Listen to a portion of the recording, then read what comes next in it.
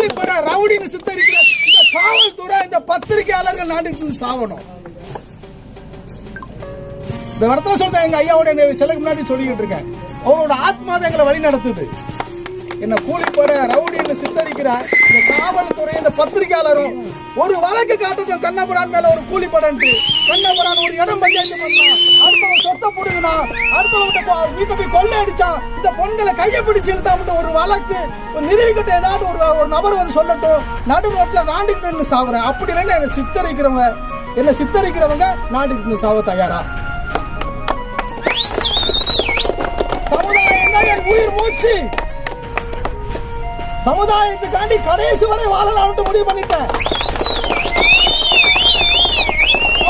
எவ்வளவு அடக்குமுறை பண்ணட்டும், ஒண்ணு தப்பு கிடையாது. நாயம் என்னவோ அதை மட்டும் செய்யுங்க. உங்களுக்கு நான் கட்டு போடுங்க பேச்சை கேட்டுதான்